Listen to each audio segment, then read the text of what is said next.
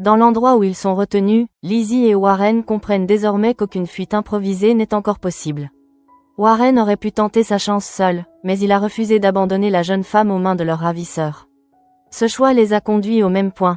Tous les deux sont attachés, privés de liberté, condamnés à attendre sans savoir ce que leur geôlier prépare. Pour Warren, cette immobilité forcée est presque plus insupportable que la peur elle-même. Il sait qu'il aurait peut-être pu sortir, courir, chercher de l'aide, mais l'idée de laisser Lizzie derrière lui était impossible. Désormais, il doit vivre avec cette décision, tout en observant la jeune femme enfermée avec lui et en espérant qu'elle ne regrette pas qu'il soit resté. Lizzie, de son côté, ne peut ignorer ce que Warren vient de sacrifier. Dans une situation où chacun aurait pu penser d'abord à sa propre survie, il a choisi de rester. Ce geste ne les libère pas, ne fait pas disparaître le danger, mais il transforme leur attente. Ils ne sont plus deux otages isolés, ils affrontent ensemble la même menace, avec la même incertitude. Pendant ce temps, loin de cette pièce où l'angoisse s'épaissit, Ellie retrouve Marceau à la paillote. La jeune fille ne parvient pas à cacher son inquiétude lorsqu'elle lui parle de Swazik. Depuis son agression en pleine rue, Samuel ne la quitte pratiquement plus. Il reste à proximité, comme si le moindre éloignement pouvait laisser la porte ouverte à un nouveau drame. Ellie explique surtout que cette agression est directement liée à l'argent volé. Ce détail donne soudain à toute l'affaire une dimension beaucoup plus grave. Jusqu'ici, les billets pouvaient encore apparaître comme un butin dont il fallait simplement décider quoi faire. Mais derrière cette somme se trouve désormais une femme terrorisée, une violence réelle et la crainte que d'autres conséquences surgissent encore. Marceau écoute sans pouvoir rester indifférent. Les paroles d'Ellie résonnent en lui bien après qu'elle les a prononcées. Il comprend que garder cet argent revient à prolonger une histoire qui a déjà dépassé les limites d'une simple imprudence. Ce qui semblait peut-être récupérable ou contrôlable a commencé à atteindre des innocents, et cette prise de conscience modifie profondément son regard sur la situation. C'est alors que Marceau décide de se rendre chez Diane. Celle-ci s'apprête justement à lui remettre la part du butin qui doit lui revenir. Tout semble donc prêt pour que chacun reparte avec son argent et que l'affaire s'arrête là, au moins en apparence. Pourtant, Marceau arrive avec une conviction différente, nourrie par ce qu'Ellie vient de lui raconter. Face à Diane, il ne se contente pas de refuser silencieusement sa part. Il lui rapporte ce qu'il vient d'apprendre sur Swazik et insiste sur la gravité de l'agression. Pour lui, conserver les billets n'a désormais plus rien de juste. Leur décision a entraîné des conséquences qu'ils ne peuvent plus regarder de loin, comme si elles appartenaient uniquement à d'autres personnes. Diane se retrouve ainsi confrontée à un changement de plan qu'elle n'avait pas préparé. Elle était sur le point de partager l'argent, tandis que Marceau lui propose exactement l'inverse, renoncer au butin et le rendre. Ce revirement révèle combien la situation s'est déplacée. Il ne s'agit plus de savoir comment profiter de la somme, mais de limiter les dégâts qu'elle provoque. Marceau finit par défendre une solution simple, presque évidente à ses yeux, rendre l'argent à la police. Ce choix ne peut effacer l'agression de Swazik, ni supprimer les menaces qui se sont déjà accumulées autour de cette affaire, mais il représente pour lui la seule manière de remettre un peu d'ordre dans une situation devenue dangereusement incontrôlable. Dans le même temps, au hall, Karim poursuit ses investigations du côté de Marco. Le policier l'interroge avec attention et cherche à vérifier la cohérence de ses déclarations. Marco tente de répondre, mais son attitude laisse transparaître une nervosité difficile à dissimuler. Chaque question paraît resserrer autour de lui un étau qu'il aimerait desserrer avant qu'il ne devienne impossible d'y échapper. Karim lui demande alors l'autorisation de consulter son téléphone afin de contrôler certains éléments. La requête semble logique dans le cadre de l'enquête, pourtant Marco ne réagit pas avec la tranquillité d'un homme qui n'aurait rien à craindre. Il cherche rapidement un prétexte pour éviter de remettre l'appareil au policier, révélant malgré lui combien cette vérification le dérange. Cette hésitation ne constitue pas une preuve, mais elle suffit à renforcer l'impression que Marco cache quelque chose ou, au minimum, qu'il redoute ce que les enquêteurs pourraient découvrir. Karim reste attentif, habitué à ces gestes minuscules qui trahissent parfois davantage qu'une longue déclaration. Dans une affaire où chacun semble protéger une partie de la vérité, le moindre détail prend soudain une importance considérable. Pendant que la police avance de son côté, Marceau franchit finalement le pas qu'il avait annoncé à Diane. Le sac contenant l'argent est emporté jusqu'au commissariat. Ce geste marque une rupture nette avec le plan initial, les billets ne seront pas partagés comme prévu. Marceau choisit désormais de les remettre entre les mains de ceux qui enquêtent sur toute cette affaire. À son arrivée, c'est Sarah qui reçoit le sac. Pour Marceau, l'instant possède une gravité particulière. Il ne s'agit pas seulement de déposer de l'argent sur une table, il reconnaît implicitement que la situation leur échappe et qu'elle doit désormais revenir dans le cadre de l'enquête. La décision qu'il vient de prendre pourrait modifier l'équilibre de tout ce qui se joue autour du butin. Sarah se retrouve ainsi en possession d'un élément essentiel au moment même où la tension autour de Lizzie et Warren reste intacte. Les deux jeunes gens sont encore prisonniers, Marco demeure sous le regard de Karim, et plusieurs personnes agissent chacune avec leur propre peur. Pourtant, pour la première fois, l'argent qui a alimenté tant de tensions revient officiellement au commissariat.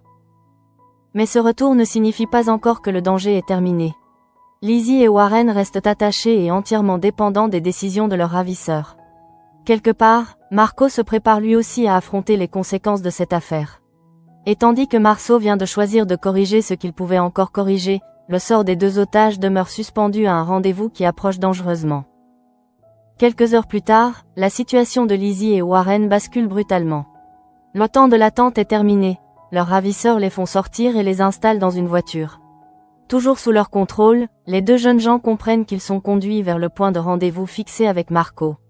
Personne ne leur explique précisément ce qui les attend, mais l'enjeu ne fait plus aucun doute. Lizzie tente de garder son calme malgré la tension qui l'envahit.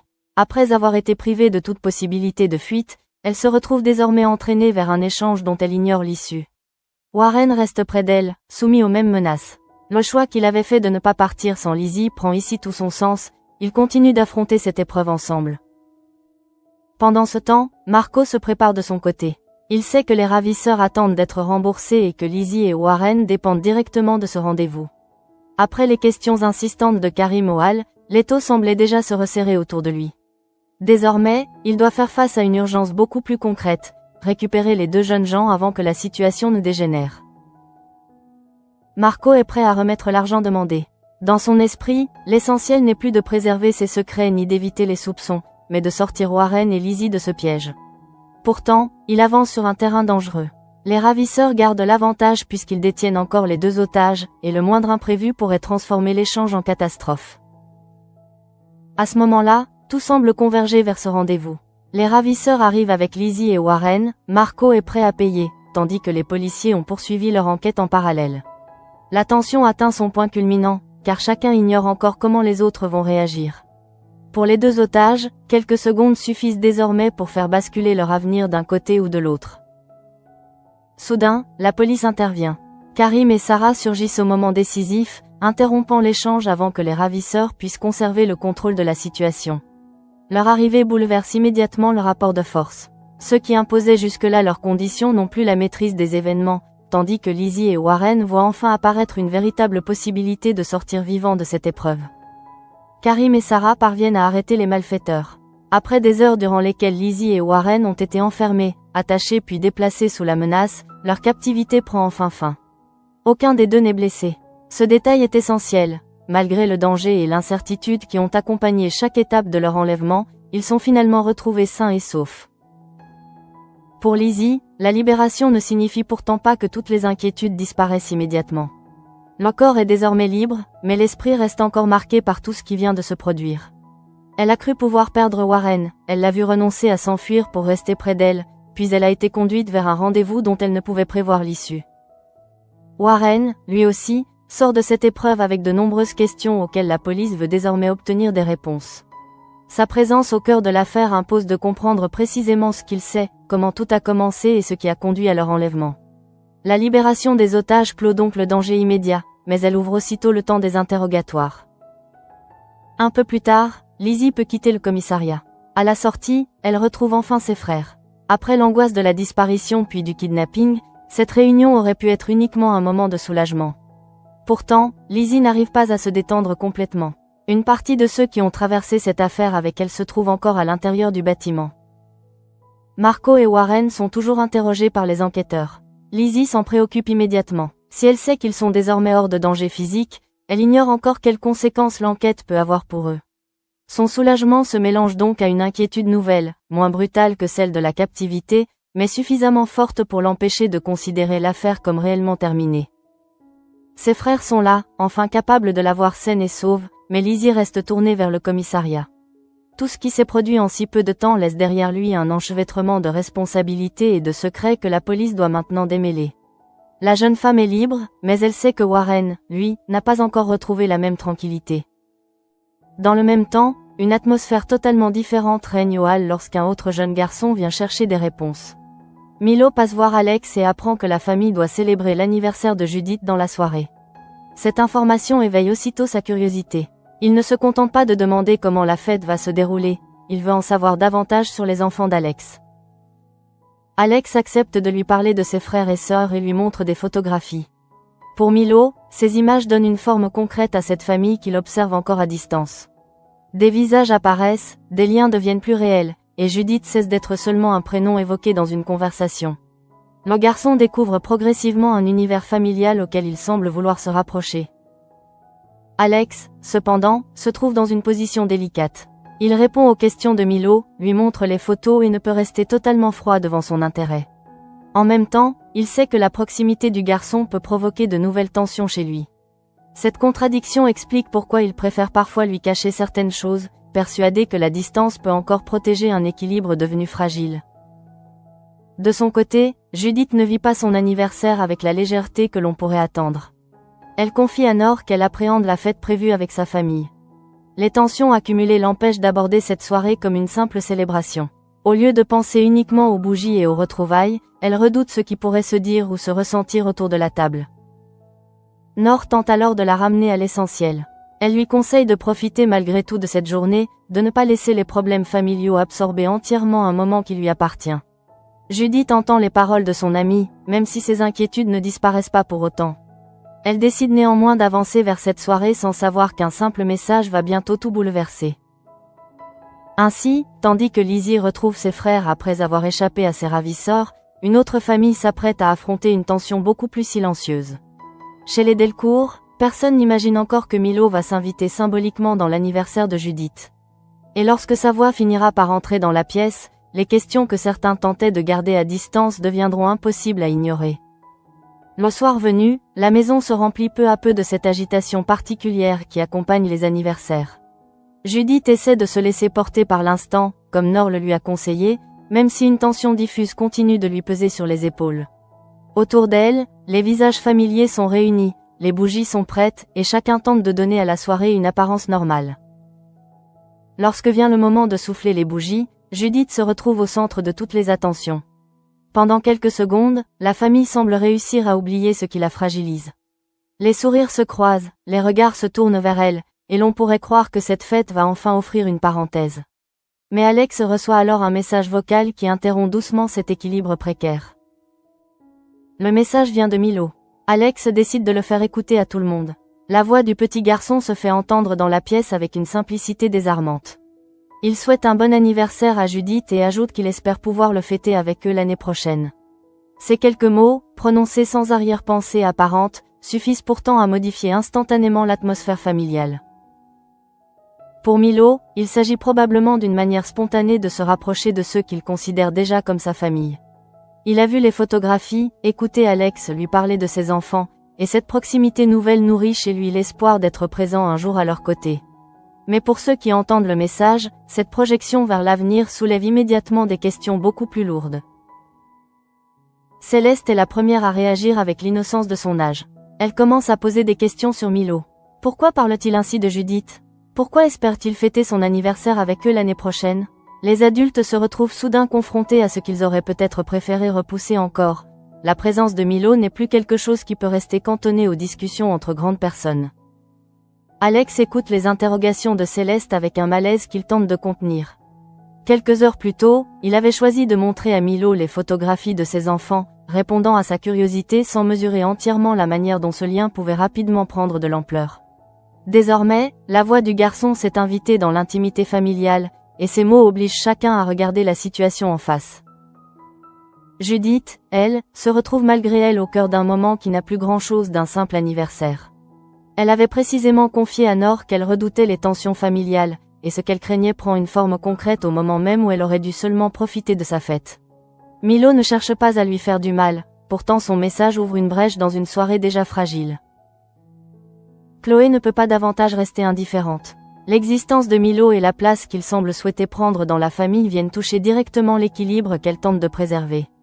Même si personne ne déclenche ouvertement de conflit devant les enfants, quelque chose se referme en elle. Alex le perçoit progressivement, d'abord dans son silence, puis dans la distance qui s'installe entre eux. Plus tard dans la soirée, lorsque l'agitation retombe, Alex remarque clairement que Chloé s'est éloignée émotionnellement. Elle est présente, mais son attitude n'est plus la même.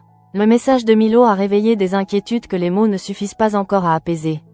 Alex comprend qu'en voulant garder le garçon à distance par certains mensonges, il n'a pas empêché la situation de pénétrer leur foyer.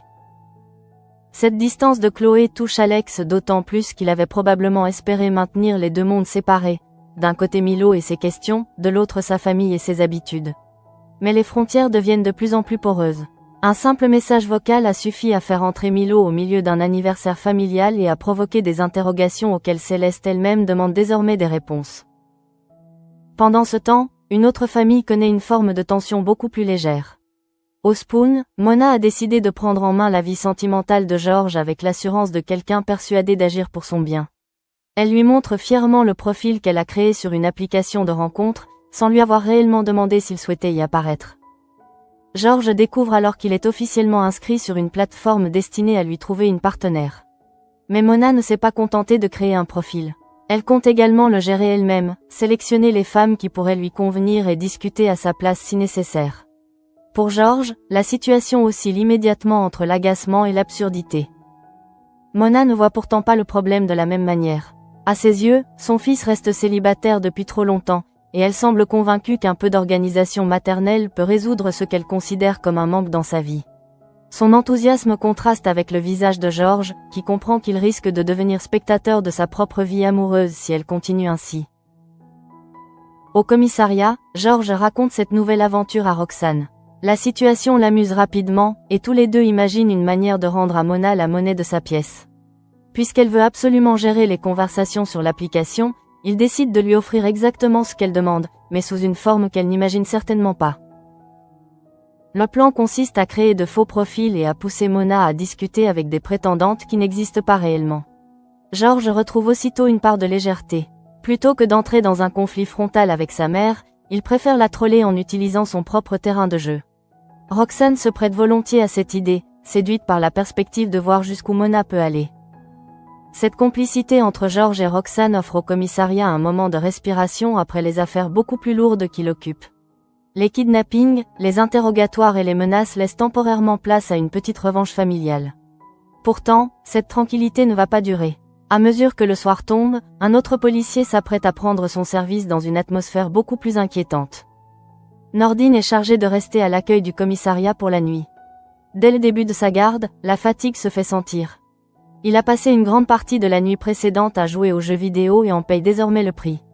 Ses paupières deviennent lourdes, sa concentration faiblit, et chaque minute semble lui demander un effort supplémentaire pour ne pas s'endormir. Le commissariat est beaucoup plus silencieux à cette heure-là. Après l'agitation de la journée, les couloirs paraissent presque figés. Nordine lutte contre la somnolence, probablement persuadée que cette garde sera surtout longue et monotone. Rien ne laisse encore présager qu'un message inattendu va transformer cette nuit ordinaire en début d'une nouvelle énigme particulièrement troublante. Soudain, l'ordinateur du commissariat reçoit un message vocal anonyme. Nordine se redresse immédiatement, sa fatigue reléguée au second plan. Ce fichier n'a rien d'une communication habituelle. Aucun interlocuteur identifié, aucune explication claire, seulement une voix féminine qui commence à parler comme si elle lançait une énigme ou un appel au secours soigneusement codé. La femme prononce alors une phrase étrange. « Je ne suis pas roi, mais je suis une princesse, trouvez-moi avant lui sinon. » Les mots s'interrompent brutalement avant que le sens complet du message ne puisse être compris. Puis un cri retentit, un hurlement suffisamment violent pour faire disparaître en un instant toute trace de légèreté dans cette nuit au commissariat. Nordine reste face à l'ordinateur, confronté à un enregistrement dont il ne sait encore presque rien. Qui est cette femme? Que signifie cette référence à une princesse? Qui désigne-t-elle lorsqu'elle dit qu'il faut la trouver avant lui? Pour l'instant, aucune réponse n'existe. Mais une certitude s'impose. Quelqu'un vient peut-être de lancer un compte à rebours, et Nordine est le premier à l'entendre. Le cri qui termine le message anonyme suffit à chasser définitivement la fatigue de Nordine. Quelques secondes plus tôt, il luttait encore contre le sommeil, essayant simplement de tenir jusqu'au bout de sa garde. Désormais, chaque mot qu'il vient d'entendre prend une importance inquiétante. L'enregistrement ressemble à une énigme, mais derrière cette formulation étrange se cache peut-être une femme réellement menacée. Nordine repasse mentalement la phrase. Je ne suis pas roi, mais je suis une princesse, trouvez-moi avant lui sinon, rien n'est clair. Le mot « princesse » pourrait être un indice, un surnom, une manière de désigner un lieu ou simplement une référence connue de l'expéditrice. Mais le véritable élément alarmant reste cette urgence contenue dans les derniers mots. Il faut la retrouver avant quelqu'un d'autre. À cet instant, le commissariat n'est plus un endroit calme où il suffit de surveiller l'accueil. Le silence des couloirs prend soudain une autre dimension. Nordine se retrouve seule face à un message qui pourrait annoncer un danger imminent, sans connaître l'identité de celle qui l'a envoyé ni celle de l'homme qu'elle semble craindre. L'absence d'information transforme chaque seconde en source de frustration. Cette nouvelle menace contraste brutalement avec les événements qui ont occupé la police quelques heures plus tôt. Sarah et Karim viennent à peine de parvenir à libérer Lizzie et Warren, après une affaire dominée par l'argent volé, les ravisseurs et les mensonges. Alors qu'une urgence semble enfin contenue, une autre apparaît déjà, beaucoup plus obscure, sans visage ni explication directe. Pour Sarah, la journée a notamment été marquée par le retour inattendu du sac de billets.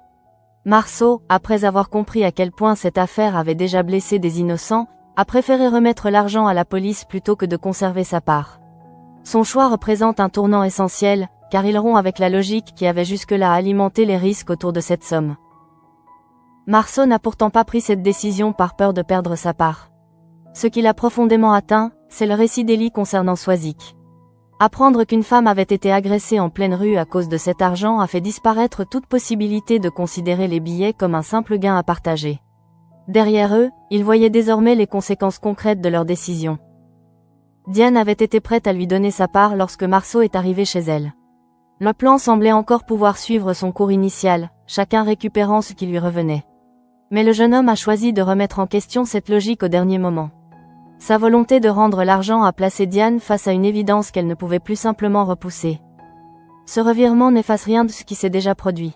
Swazik a été agressée, Samuel reste constamment près d'elle, Ellie craint que les choses empirent et Lizzie ainsi que Warren ont été kidnappés.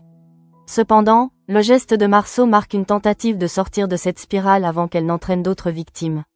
Il choisit enfin de ne plus laisser l'argent dicter la suite. De son côté, Marco reste une figure centrale dans les événements qui ont conduit à l'intervention policière. Lorsque Karim l'a interrogé au hall, son malaise est devenu évident dès que le policier a voulu vérifier son téléphone. Marco a immédiatement cherché une excuse pour éviter cette vérification, révélant combien certaines informations contenues dans l'appareil pouvaient lui sembler dangereuses à exposer. Mais lorsque les ravisseurs ont imposé leur rendez-vous, Marco s'est préparé à les rembourser. À ce moment précis, le sort de Warren et Lizzie dépendait surtout de sa capacité à satisfaire leurs exigences. Sa nervosité précédente prend alors une dimension supplémentaire. Derrière ses réticences face à Karim, il y avait aussi une urgence qu'il cherchait à gérer sans perdre le contrôle. L'intervention de Sarah et Karim a finalement empêché l'échange de suivre le scénario voulu par les ravisseurs. En surgissant au moment décisif, les policiers ont pu arrêter les malfaiteurs et mettre fin à la captivité des deux jeunes gens. Lizzie et Warren sont sortis sains et saufs, ce qui constitue le premier véritable soulagement après une succession de décisions dangereuses. Pour Lizzie, le retour auprès de ses frères a pourtant été teinté d'une inquiétude immédiate. La jeune femme avait quitté les locaux du commissariat, mais Warren et Marco y étaient toujours interrogés. Elle savait que la menace physique avait disparu, sans pouvoir ignorer que l'enquête continuait et que certaines responsabilités devaient encore être examinées par les policiers. Cette inquiétude montre combien la libération ne suffit pas à refermer instantanément une telle épreuve. Lizzie peut revoir ses frères, respirer librement et comprendre qu'elle ne retournera pas entre les mains de ses ravisseurs, mais une partie de son attention reste dirigée vers Warren. Après avoir refusé de la laisser seule, il se retrouve maintenant séparé d'elle par l'interrogatoire. Pendant ce temps, la famille Delcourt affronte un malaise d'une toute autre nature. Personne n'est en danger immédiat, mais Milo s'installe progressivement dans leurs pensées. Alex avait accepté de lui parler de ses enfants et de lui montrer leurs photographies lorsqu'il était passé au hall. Ce moment, apparemment simple, a renforcé chez le garçon le sentiment d'appartenir à cet univers. Le message envoyé pour l'anniversaire de Judith a donné une forme beaucoup plus concrète à ce désir. Milo ne s'est pas limité à lui souhaiter une bonne fête, il a exprimé l'espoir de pouvoir être présent avec eux l'année suivante. Pour un enfant, cette projection semble naturelle. Pour les adultes réunis autour de Judith, Elle oblige cependant à imaginer une place future qu'ils ne savent pas encore comment définir. Céleste, avec sa spontanéité, a rendu ce problème impossible à contourner. Ces questions sur Milo ont révélé ce que les adultes pouvaient encore tenter de laisser dans le flou. Lorsqu'un enfant demande qui est quelqu'un et pourquoi cette personne parle déjà comme un membre de la famille, les silences deviennent beaucoup plus difficiles à maintenir sans créer davantage de confusion. Alex comprend alors que la stratégie de distance qu'il avait choisie montre ses limites. Il avait préféré mentir à Milo sur certains aspects afin de le tenir à l'écart, pensant probablement protéger sa famille d'une situation trop lourde. Mais plus le garçon manifeste son envie de se rapprocher, plus ces séparations artificielles deviennent fragiles et risquent de provoquer l'effet contraire. La réaction de Chloé est probablement celle qui pèse le plus sur Alex. Après l'anniversaire, il remarque immédiatement qu'elle est distante. Aucun éclat spectaculaire n'est nécessaire pour comprendre que quelque chose s'est déplacé entre eux. Son attitude suffit à faire sentir que la présence de Milo, même à travers un simple enregistrement, remue des questions qui ne peuvent plus être repoussées indéfiniment. Judith, qui redoutait déjà cette soirée, voit ainsi son intuition confirmée. Nor lui avait conseillé de profiter de son anniversaire malgré les tensions, et pendant quelques instants elle avait essayé de le faire. Mais la voix de Milo a ramené au centre de la pièce précisément ce qu'elle espérait laisser à l'extérieur de cette célébration, l'incertitude qui traverse actuellement sa famille. À l'opposé de cette atmosphère tendue, George et Roxane continuent de traiter l'initiative de Mona avec humour. Le profil créé sur une application de rencontre devient pour eux l'occasion d'une petite vengeance sans conséquences graves. Puisque Mona veut absolument organiser la vie sentimentale de son fils, George décide de lui faire expérimenter jusqu'au bout les complications de ce rôle improvisé. Mona, convaincue de pouvoir trouver quelqu'un à George, ignore encore que les profils avec lesquels elle pourrait échanger ne seront pas tous authentiques.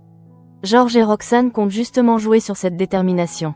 Derrière leur plaisanterie se retrouve une dynamique familière. Mona veut provoquer le bonheur sentimental de son fils, tandis que George réclame surtout le droit de contrôler lui-même sa vie privée. Mais cette légèreté reste désormais en arrière-plan. Au commissariat, le cri entendu par Nordine vient de rappeler brutalement que la nuit peut prendre une direction totalement différente en quelques secondes. Le jeune policier ne sait pas encore qui cherche à être retrouvé, mais il comprend qu'il ne peut pas simplement considérer le message comme une plaisanterie ou une erreur. La formulation mystérieuse laisse planer une menace précise sans en révéler les contours. Une femme se présente indirectement comme une « princesse », demande à être retrouvée avant un homme et n'a pas le temps de terminer sa phrase avant de hurler. Tout dans cet enregistrement suggère qu'elle essaie de transmettre des indices sous pression, sans pouvoir parler librement. Nordine se retrouve donc face au début d'une énigme dont il possède seulement quelques fragments. Pourtant, l'urgence est incontestable. Après avoir passé la soirée à lutter contre le sommeil, il est désormais parfaitement éveillé. Cette nuit qui semblait devoir s'étirer lentement pourrait finalement devenir le point de départ d'une course contre la montre dont personne ne connaît encore les règles. Au cœur de cette nuit, Nordine comprend surtout qu'il ne peut pas ignorer ce qu'il vient d'entendre. Le message est trop précis pour ressembler à une simple plaisanterie, mais trop obscur pour permettre une identification immédiate. Une femme affirme être une « princesse », demande qu'on la retrouve avant quelqu'un d'autre, puis disparaît derrière un cri qui transforme son énigme en véritable signal d'alarme.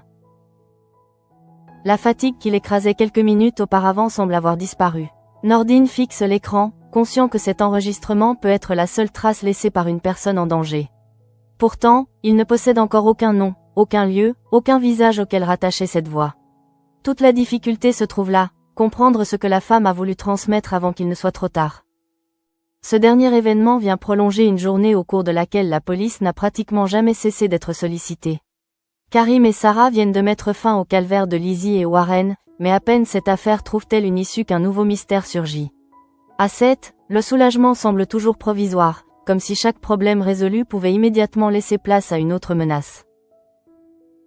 Pour Lizzie, cependant, une étape essentielle a bien été franchie. Après avoir été retenue contre son gré, attachée puis emmenée vers un rendez-vous dont elle ignorait les conséquences, elle peut enfin retrouver ses frères. La peur de rester prisonnière disparaît, mais le souvenir de ces heures et l'inquiétude pour Warren continuent de l'accompagner jusque devant les portes du commissariat. Warren, lui, reste encore à l'intérieur pour répondre aux questions des enquêteurs. Son choix de ne pas abandonner Lizzie avait été instinctif et déterminé. Alors qu'il disposait d'une possibilité de partir, il avait préféré rester auprès d'elle plutôt que de la laisser seule face aux ravisseurs. Cette décision l'a maintenu prisonnier, mais elle a aussi montré jusqu'où il était prêt à aller pour elle. Marco doit également s'expliquer devant la police. Son comportement au hall avait déjà éveillé la vigilance de Karim, surtout lorsque celui-ci avait demandé à consulter son téléphone. Marco s'était alors dérobé avec nervosité. Plus tard, il s'était pourtant présenté prêt à rembourser les ravisseurs afin de récupérer Warren et Lizzie, jusqu'à l'intervention décisive de Karim et Sarah. Cette opération permet finalement de neutraliser les malfaiteurs sans que les deux otages soient blessés. Le danger immédiat disparaît ainsi au moment où il menaçait d'atteindre son point culminant. Mais l'enquête doit encore déterminer comment chacun s'est retrouvé impliqué dans cette affaire et pourquoi certaines personnes ont préféré cacher leurs décisions plutôt que de se tourner plus tôt vers la police. Au centre de tout se trouve le sac d'argent que Marceau a finalement choisi de restituer. Son revirement a commencé lorsqu'elle lui a parlé de l'agression de Swazik. Jusque-là, l'argent pouvait encore être regardé comme un butin dont Diane et lui devaient se partager les parts. Après ce récit, Marceau ne pouvait plus faire abstraction du prix humain associé à ces billets. Le fait que Samuel ne quitte presque plus Swazik depuis son agression traduit toute la violence des conséquences. Ellie avait vu combien la situation était devenue sérieuse, et sa peur a fini par atteindre Marceau. Dès lors, garder sa part n'avait plus le même sens. Ce qui ressemblait auparavant à un avantage personnel était devenu pour lui le symbole d'une chaîne d'événements dangereux. Chez Diane, Marceau a donc choisi de rompre avec leur projet. Au lieu de prendre l'argent qu'elle était prête à lui remettre, il lui a expliqué qu'il devait le rendre. Cette décision ne permettait pas de revenir en arrière, mais elle offrait au moins la possibilité de cesser d'alimenter une situation où les menaces, l'agression et la peur s'étaient progressivement accumulées. En remettant lui-même le sac à Sarah, Marceau a assumé la responsabilité de ce changement. Il n'a pas attendu que quelqu'un d'autre le fasse à sa place. Ce geste représente le point de bascule de son intrigue. Après avoir compris les dégâts provoqués autour de l'argent, il choisit finalement de renoncer à sa part et de replacer le butin entre les mains de la police. Pendant ce temps, la famille Delcourt reste confrontée à un problème qui ne se résout pas par une arrestation ou par la restitution d'un sac. Milo cherche de plus en plus clairement à comprendre la place qu'il pourrait occuper auprès d'Alex et des siens. Sa visite au hall lui a donné l'occasion d'en apprendre davantage sur les enfants d'Alex et de voir leurs photographies. Pour Alex, cette proximité est difficile à gérer.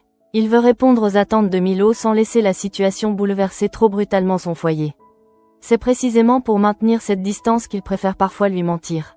Mais le message vocal envoyé pour l'anniversaire de Judith montre combien cette stratégie devient fragile dès que Milo prend lui-même l'initiative de se rapprocher.